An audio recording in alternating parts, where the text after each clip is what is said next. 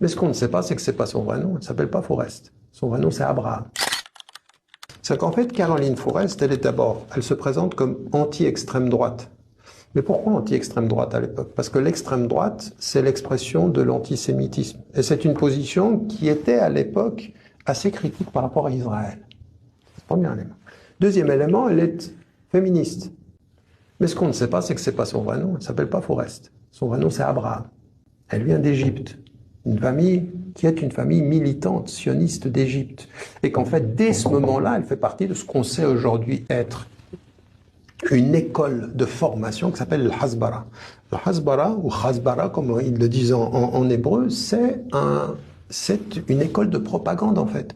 Et donc, elle a avancé masquée dès le départ, en fait. Dès le départ jusqu'à aujourd'hui. Maintenant, on sait ses liens. Elle n'a jamais été vraiment de gauche. Elle s'est dite de gauche. Et puis, en même temps, je dis, mais cet acharnement fait qu'à un moment donné, quand plus tard j'interviens dans une émission chez Ruquier, je lui dis, mais elle associe trois choses, c'est-à-dire l'idée que le religieux va être forcément anti-homosexualité, puisqu'elle s'en revendique. La deuxième des choses, c'est que c'est la laïcité dont elle se revendique et qu'elle utilise la laïcité. Et la troisième des choses, c'est ma critique de l'État d'Israël.